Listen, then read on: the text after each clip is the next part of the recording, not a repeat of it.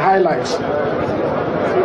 Any person who gives himself as a volunteer hostage shall be guilty of an offense and shall, on conviction, be sentenced to 10 years imprisonment. Meanwhile, in view of the contemporary climate challenges and impact on agriculture and other sectors of the economy, the Nigerian Meteorological Agency NIMET is to increase the density of its operational stations across the country. This was by the Director General NIMET, Professor Sani Mashi, at a sensitization workshop for state meteorological technologists in Abuja. We expect localized thunderstorms to prevail over the north, places like Maiduguri. To achieve the needed accuracy in weather forecasts, which will have positive impact on the aviation and agricultural sectors, the Director General emphasized the need to upgrade its equipment and build the capacity of its personnel. An important challenge I met when I took over is the issue of the density of our network.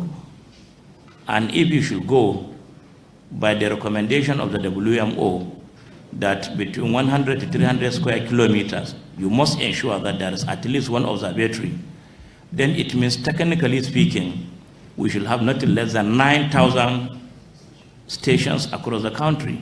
I will utilize all opportunities that are there to ensure that the density of our stations is increased tremendously. He challenged staff in state offices to redouble efforts in delivering on their mandates. To modern techniques of observation, training in the art of observations are issues that are very, very fundamental to staff development.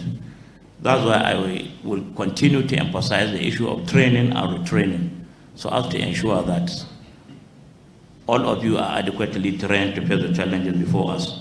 With the new policy direction of the current leadership of NIMET, a mobile weather information application is to be introduced in collaboration with telecommunication operators with the aim of bringing services closer to the people and generate revenue. You can watch us live on Facebook at the Neighbourhood newspaper, or you can also watch our videos and make commentaries at the Neighbourhood newspaper. And you can watch us on YouTube at the Neighbourhood TV or online at www.tntvonline.com. But we're going on a short break. When we come back, the news continues.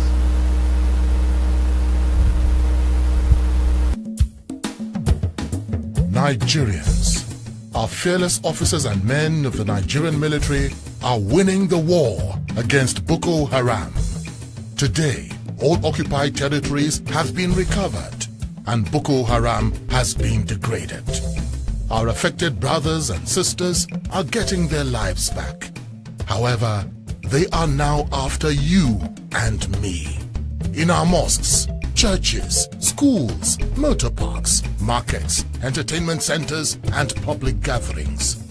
Be vigilant. Be security conscious. Report suspicious persons, objects, and movements to the police and other security agencies. The security of our nation is a duty for you and me. Nigeria, unite against terrorism. This message is brought to you by the Federal Ministry of Information and Culture.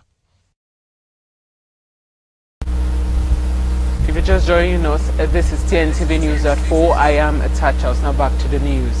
INEC Chairman Professor Mahmoud Yakubu has stressed that the Electoral Commission is determined to provide accurate and complete information on its policies, programs and initiatives. The report.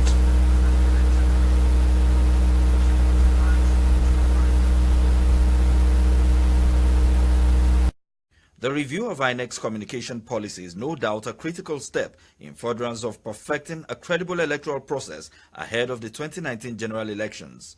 In addition to the planning and effective implementation of initiatives and programs of the Commission, INEC Chairman Professor Mahmoud Yakubu considers the management of public perception about elections as quite critical to the overall success of the process. The workshop, he says, will enshrine new developments in areas of electoral legal framework, expansion in the number of political parties, and other emerging challenges confronting the Commission. Comprehensive review of the policy to determine what worked and what needs to be fine-tuned in the light of the experience we have gathered in implementing the current policy. The Commission's strategy is to enhance sustained engagement with all participants in the electoral process, comprising political parties, civil society organizations, relevant agencies and arms of government, as well as international development partners, on how to tackle challenges that have evolved over time. I have with me the National Commissioner and Chairman, Information and Voter Education Committee, Solomon Adedeji Shoyebi, to throw more light on how the Commission intends to tackle this challenge. As resources improve, as we review the situation too, we may have to review as the demand arises. INEC insists that all critical partners, as well as the electorate, must play their roles by implementing recommendations reached at the workshop for a successful electoral process. Now, the Nigerian holds an international Africa Hair Summit to cater the growing retail industry in natural hair care. Vendors are also confronting the health risk associated with many beauty products on the market. Report from the Abuja. Customers at this salon in Abuja are experiencing what they say is a shift in their hair needs. An increasing number of women are moving away from chemically processed hair and embracing their natural hair. A lot of time I get burnt, like my scalp, and it takes weeks for it to get used. So I feel I no longer want to go through this pain. And after all, my natural hair is beautiful, African hair is beautiful, so why not just rock it? Globally, black hair care is estimated to be a $2.7 billion industry, with natural hair brands looking to cash in on the growing trend. This Natural Hair Summit is set up to showcase various brands in the rapidly expanding natural hair care market. Now, the summit organizers are also advocating for natural hair, bringing more awareness to the toxic chemicals often associated with hair straightening products currently in distribution. Adana Enwezor, the founder of the summit, would like to see chemical use in hair products banned. So we're trying to see how we can get people more informed about what they're using on their hair and their skin, and also to see how we can create business opportunities for people by, pushing for more organic products in the market. Many of the brands represented here targeting natural hair still face obstacles with government regulators in the industry, but that has not impeded efforts by the growing number of small and medium entrepreneurs in looking to expand in one of Africa's largest economies. Customers at this salon in Abuja are experiencing what they say is a shift in their hair needs.